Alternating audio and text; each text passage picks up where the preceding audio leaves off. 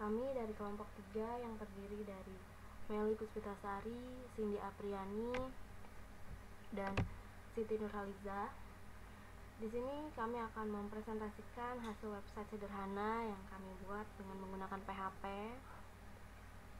Sebelum kita membahas lebih lanjut, kita perlu mengetahui apa itu PHP. Hypertext Preprocessor atau yang biasa kita sebut dengan PHP adalah sebuah bahasa pemrograman server-side scripting yang bersifat open source.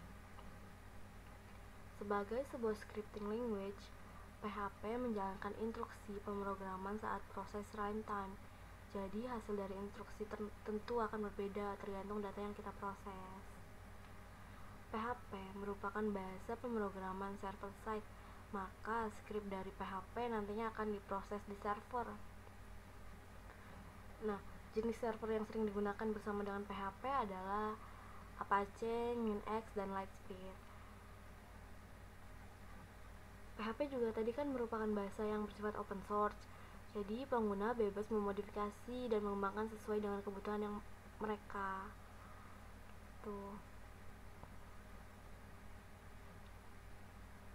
Saat ini, tak kurang dari 78% website di seluruh dunia menggunakan bahasa pemrograman yang diciptakan oleh Rasmus Lerdorf di tahun 1995 ini. Bahkan, platform besar seperti Facebook juga menggunakannya. Berikut adalah beberapa alasan mengapa kita harus menggunakan PHP ini.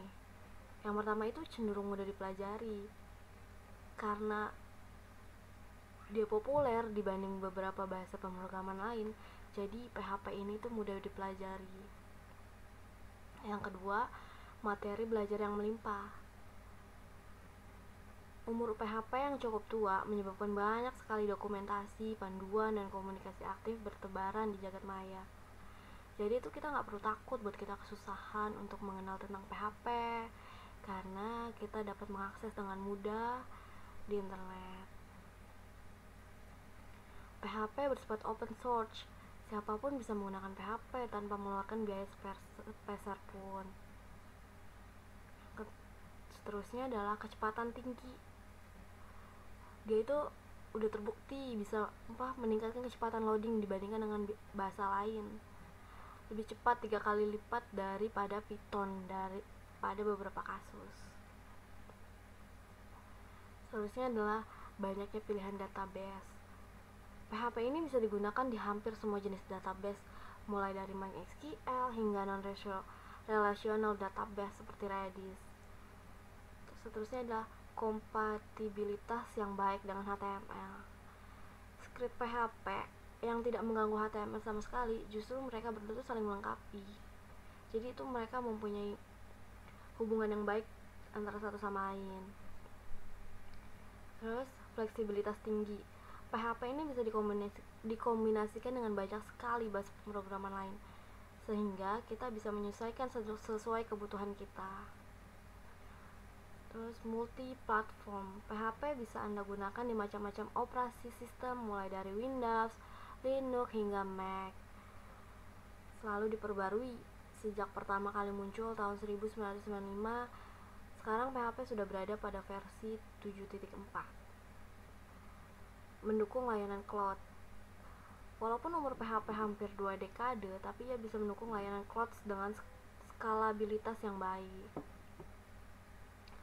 Nah, secara umum fungsi PHP adalah digunakan untuk pengembangan website, baik website statis seperti situs berita yang tidak digunakan banyak fitur, ataupun website dinamis seperti toko online dengan segudang fitur pendukung. Namun, pengguna PHP tidak terbatas pada pengembangan website saja. Karena fleksibilitasnya yang tinggi, PHP juga bisa digunakan untuk membuat aplikasi komputer sekalipun.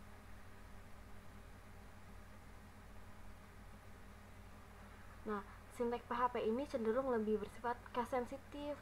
Jadi, penggunaan huruf besar atau kecil akan turut mempengaruhi output yang diberikan.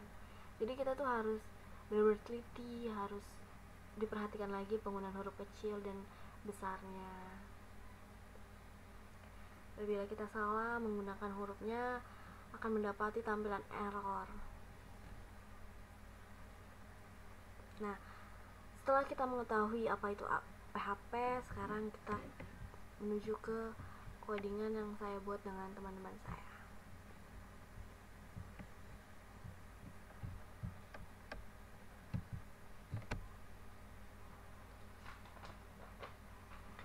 Di sini ada HTML,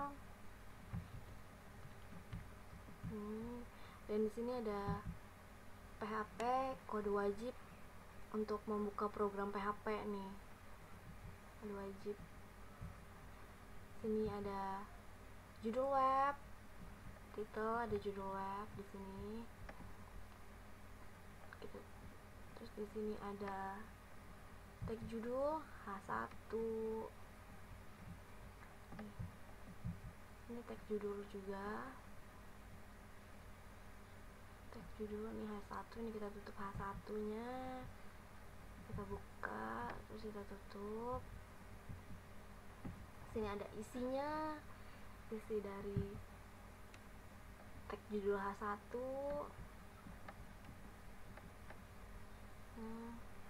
Kita lihat ke bawah.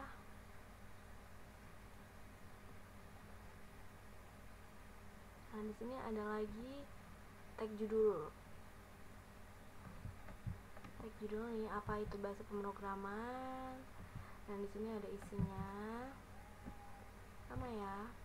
Dan fungsi BR di sini adalah untuk membuat paragraf enter ke bawah. Jadi dia memberikan spasi ke bawah. H2 ini juga tag judul sama.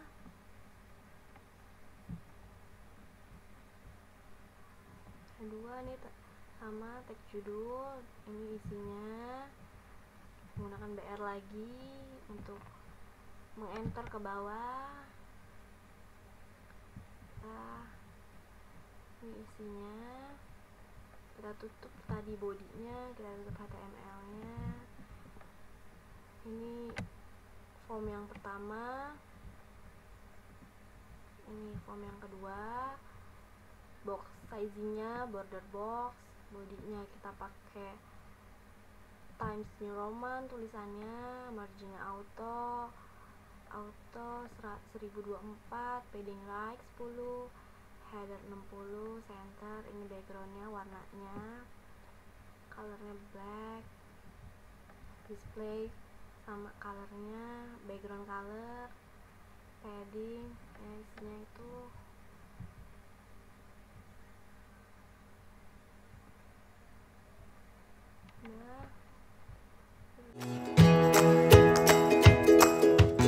Dalam tugas ini, kami membuat web sederhana yang di dalam web tersebut berisikan artikel tentang belajar pemrograman.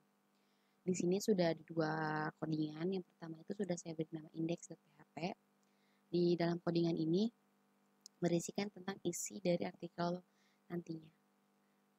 Artikel nantinya yang sini sudah ada. Dan yang kedua ini sudah saya beri nama style.css. CSS sendiri itu artinya cascading style sheets yang biasa digunakan untuk memperindah tampilan halaman website. Jadi di sini itu sudah ada codingan yang berisi nanti hurufnya, fontnya kayak gimana. Dan di sini saya milih fontnya itu berbentuk Times New Roman. Dan untuk ukurannya seperti itu di sini sudah dijelaskan. Bahkan di sini juga sudah ada backgroundnya. Backgroundnya itu ditulis di sini. Dan untuk kerannya itu untuk melihat hasil dari codingan ini, jangan tidak lupa juga untuk nyalakan SAM-nya. Dan di sini saya sudah nyalakan SAM-nya yang Apache dan MySQL. Lalu kita langsung ke browser aja. Dan di sini langsung ke index.